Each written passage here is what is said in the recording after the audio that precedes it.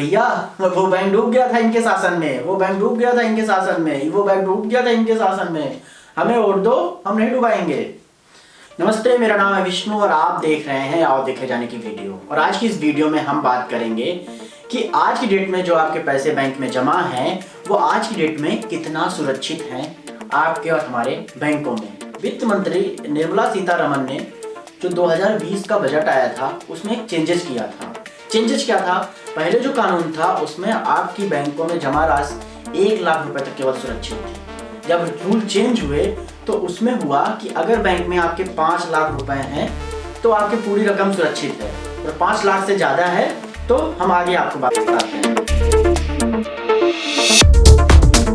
दरअसल पिछले बजट में सरकार ने बैंक गारंटी की रकम को बढ़ाकर 5 लाख रुपए कर दिया था। इससे पहले बैंक गारंटी सिर्फ 1 लाख रुपए तक की थी। 4 फरवरी 2020 को इस नियम को लागू कर दिया गया। अगर अब कोई बैंक डूबता है तो आपके खाते में 5 लाख रुपए तक जमा राशि सुरक्षित है। बैंक आपको 5 लाख रुपए लौटाएगा। यह कवर रिजर्व बैंक की पूर्ण स्वामित्व वाली इकाई जमा बीमा कर्ज गारंटी DGCGC देगा। जो एक संस्था है ये आपकी पूरी भरपाई करेगा 5 लाख रुपए तक। किसी भी बैंक में एक व्यक्ति के सभी खातों को मिलाकर 5 लाख रुपए की गारंटी होती है। मतलब अगर आपने एक ही बैंक में 5 लाख रुपए की FD करा रखी है और उसी में बचत खाते में 3 लाख रुपए भी जमा किए हुए हैं तो बैंक डूबने की स्थिति में 5 लाख रुपए ही आपको वापस मिलेंगे। आपके खाते में जितने चाहे पैसे हों, जितना आपने जमा कर दिया हो, कुल रकम सिर्फ 5 लाख रुपए तक ही सुरक्षित होगी। मसलन अगर किसी के अकाउंट में 10 लाख रुपए अलग से FD किया हुआ है और एक दूसरा अकाउंट है उसी बैंक में या उसी बैंक के साथ आपने उसमें 5 लाख रुपए जमा किए हुए हैं या 3 लाख रुपए जमा किए हुए हैं, तो टोटल पैसा आपका हो गया 13 लाख रुपए।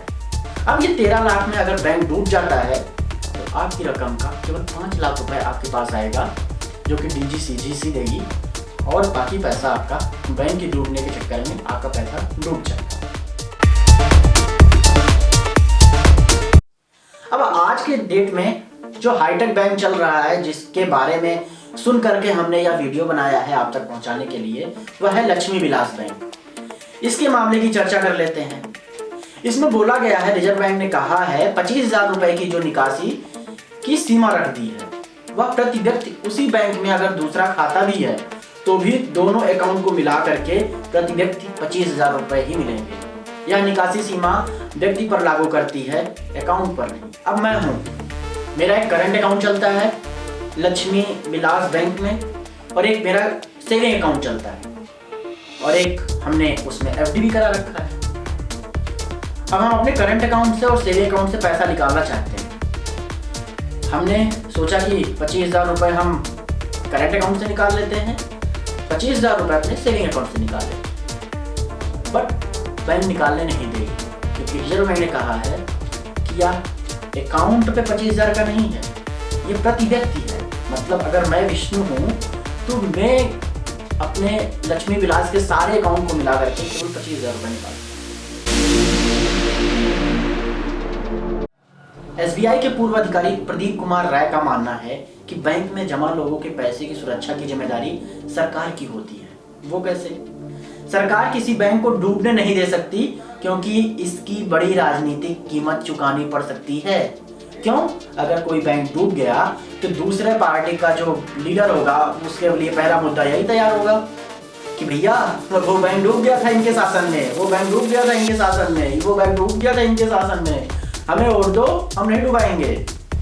तो इस वजह से सरकार कुछ भी कोशिश करके विलय वगैरह करके, जैसा कि लक्ष्मी विलास बैंक में चल रहा है, अपने आप को सुरक्षित करती है। साथ साथ बैंकों के बैंक भी सुरक्षित रहेगा, उनकी राजनीति सुरक्षित चलेगी, हमारा आपका पैसा सुरक्षित नहीं रहेगा। आप ध्यान रखिएगा। एक्सपर्ट का कहना है कि पिछले 50 साल में देश में शायद ही कोई बैंक दिवालिया घोषित हुआ है। हालांकि अलग अलग बैंकों में अपना पैसा रखकर आप अपना जोखिम घटा सकते हैं। वो कैसे? जमा बीमा कवर को 1 लाख रुपए से बढ़ाकर 5 लाख रुपए कर दिया गया है, मतलब आपके 4 लाख रुपए और वही बैंक सुरक्षित कर रही है। अब क्या कीजिए, अगर आपके पास 15 लाख रुपए हैं और आप सोच रहे हैं हम एक बैंक में जमा कर दें, तो मत कीजिए। आप 5 इस बैंक में कीजिए, 5 उस बैंक में कीजिए, 5 उस बैंक में कीजिए, 5 उस बैंक में कीजिए, तो आपका पैसा बच जाएगा। कैसे? अगर बैंक डूबता है तो 5 लाख रुपए आपके सेव हैं उस बैंक में। तो अगर 5 ही लाख रुपए जमा करेंगे, अलग अलग बैंकों में जमा करेंगे, तो ऐसा तो है नहीं कि सारे बैंक एक साथ ही डूब जाएंगे। अगर बैंक डूबता भी है तो आपने 5 ही लाख रुपए जमा किया ना, उससे कम जमा किए हैं ना, वो पैसा आपको वापस मिल जाएगा। एक्सपर्ट का कहना है कि आपके पैसे की सुरक्षा के लिए बैंक प्रत्येक 100 रुपए पर 100 रुपए की जमा पर 12 पैसे का प्रीमियम देता है। यहाँ पहले 10 पैसे था। इसकी राजनीति मुझे नहीं समझ में आती है, आप इसके बारे में ज़्यादा डिटेल सर्च कर सकते हैं, ये क्या रूल है, क्या रेगुलेशन। तो ये कुछ तथ्य थे जिससे आपको पता चला होगा कि आपके बैंक में पैसा सुरक्षित कितना है, बैंक में पैसा कैसे आप बचा सकते हैं। एफडी करना 7% या 6%, आज के डेट में 5% लेना मुनाफेदार है, या अपना पैसा कहीं पे एसेट में इन्वेस्ट करना होशियारी है, बजाय कि आप वहाँ से 4% 5% ब्याज लेकर के उसको आपने बैंक में रखा हुआ है, ये सोच करके कि हमारा पैसा सुरक्षित है। बट आज की डेट में आपका पैसा सुरक्षित कहीं नहीं है, ना आपके घर में, ना आपके बैंक में, ना आपके बैंक के लॉकर में। तो चिंतन मनन करने के साथ आप अपनी राय कमेंट बॉक्स में दीजिएगा और मिलते हैं आपसे अगली वीडियो में। तब तक के लिए बाय बाय, नमस्कार।